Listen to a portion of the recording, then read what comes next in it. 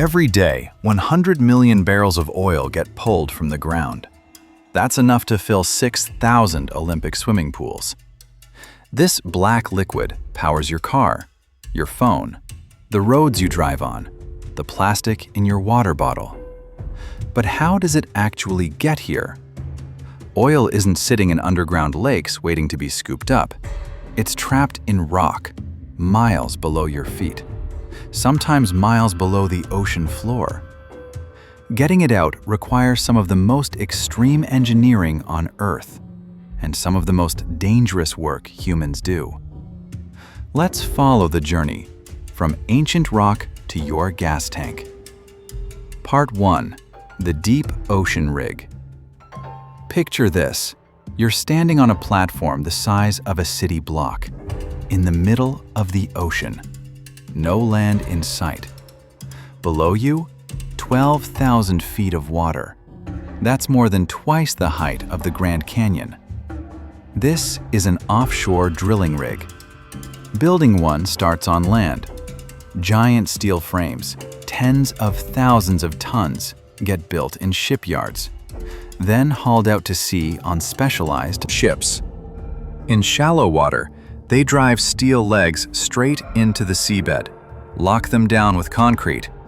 But in deep water, different game.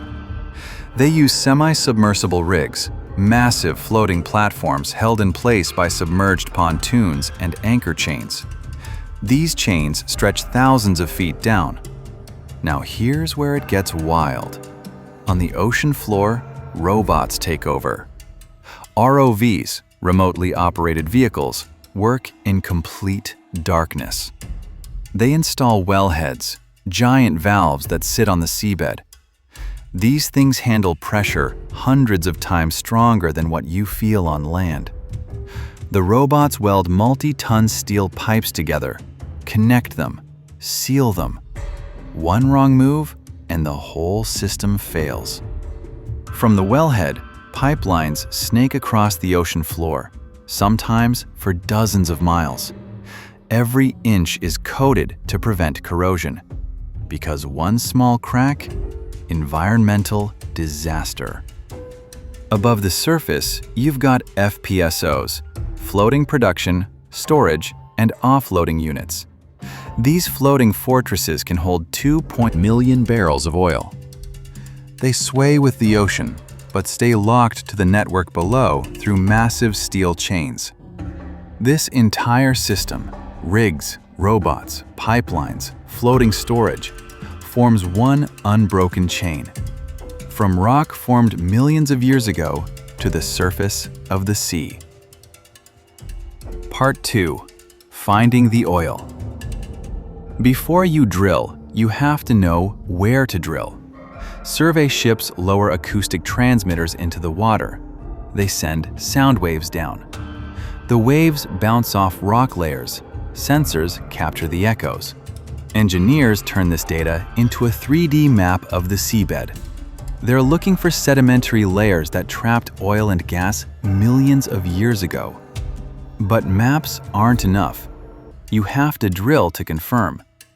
Hundreds of steel pipes get connected end to end. Each one is 9 meters long. They form a drill string that punches through water and rock. At the tip, a drill bit with ultra-hard alloy teeth. It grinds through stone with relentless rotation.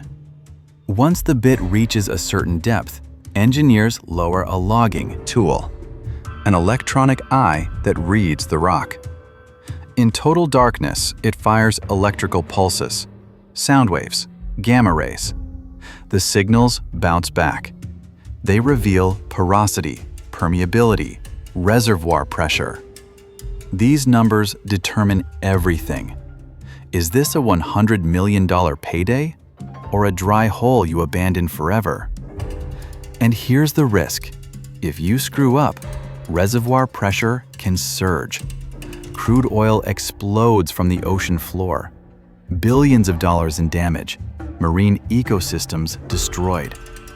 Every step has to be controlled. One mistake becomes a global catastrophe. Part 3. Extracting the oil. Once you hit the reservoir, you line the well with steel casing, seal it with cement, stabilize the formation. Then you install the blowout preventer, the BOP. This thing weighs tens of tons. It sits on the seabed like a steel fortress. Inside are pressure control valves. They can clamp around the drill pipe or shut the well completely in seconds. They're built to handle over 10,000 psi. That's the pressure that could blow a car-sized hole through concrete. Now, extraction begins. At first, natural underground pressure does the work. Oil and gas shoot up through production tubing on their own. But pressure drops over time. That's when they bring in artificial lift systems, electric submersible pumps, gas lift injection. These keep the flow steady, up to 20,000 barrels a day. What comes up isn't pure oil. It's a mess. Crude oil, natural gas, water, fine sand. So it goes through multi-stage separators right there on the platform. Gas gets compressed, either exported or pumped back underground to maintain pressure. Water gets treated, oil and solids removed. Then it's discharged back into the sea under strict regulations. Crude oil goes through further processing, salts and impurities stripped out, then into temporary storage tanks. Throughout all of this, thousands of sensors are watching. Pressure, temperature, flow rates.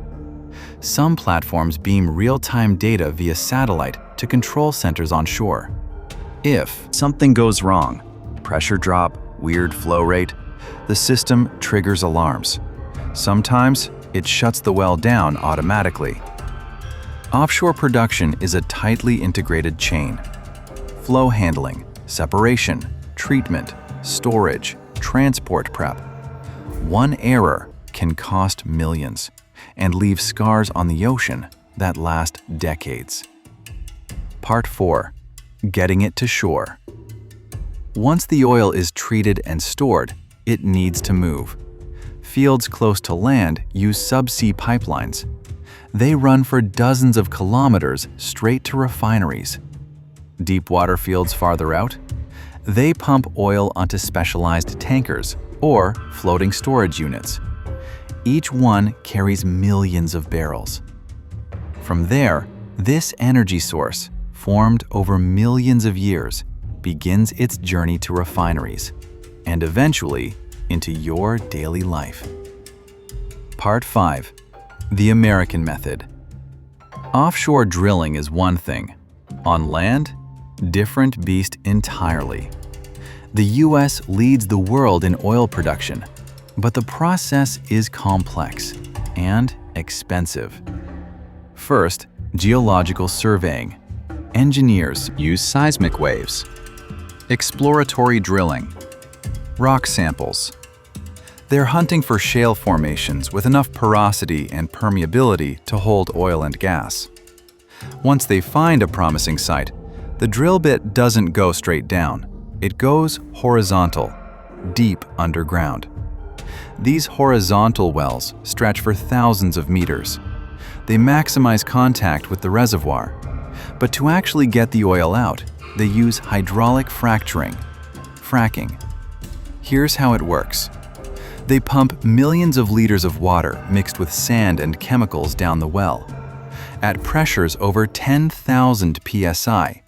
That immense force cracks the rock, creates countless microfractures. Sand grains prop them open. Oil and gas flow out. The hydrocarbons get channeled up through production tubing. But again, what surfaces is a mixture: crude, natural gas, water, sediments. At the well site, separators do their job. Oil goes into tanks, gas into pipelines. Water gets treated and reused or discharged. This process has made the U.S. the world's largest oil producer. But the costs are staggering. Each well, tens of millions of dollars.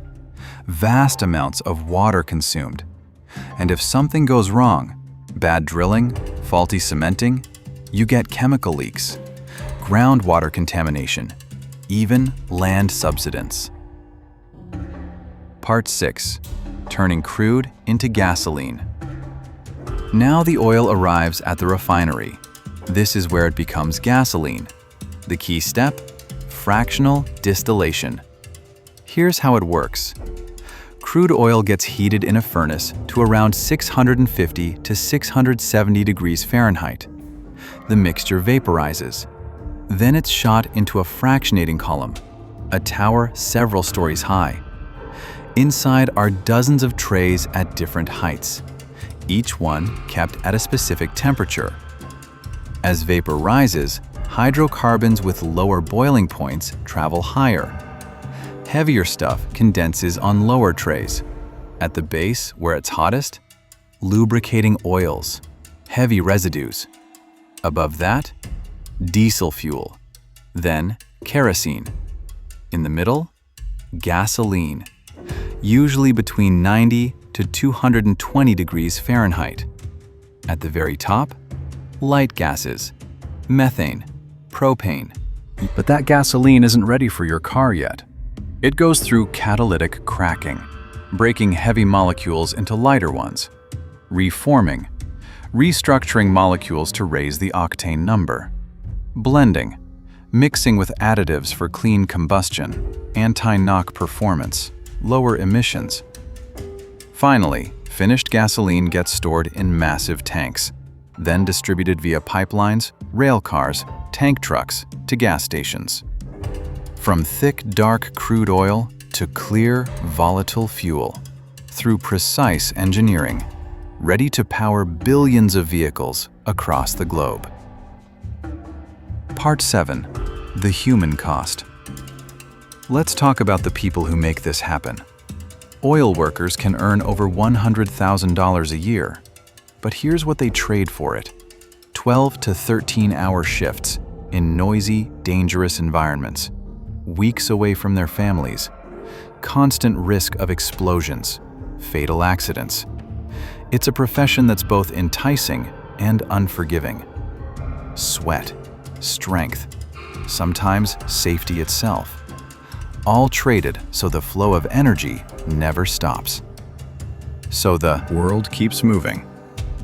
From the moment acoustic waves hit the ocean floor to the instant crude oil surges from the earth, this journey is a testament to human ingenuity. On the surface, colossal rigs stand firm against wind and waves. Deep below, equipment built to withstand tens of thousands of PSI works in silence. On shore, towering distillation columns separate crude into gasoline, diesel, gas, fuel for modern civilization. Oil shaped the 20th century. It built economies, connected continents, made modern life possible. But here's the question no one can ignore. How much longer will oil hold this role? Renewable energy is rising. Solar, wind, electric vehicles are everywhere now.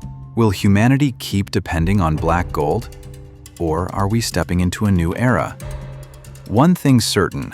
For now, 100 million barrels a day keep the world spinning. The journey from ancient rock to your gas tank continues, and behind every drop is a story of extreme engineering, extreme risk, and the people who make it happen. What do you think? Drop a comment. Is oil's dominance ending, or does it still have decades to go?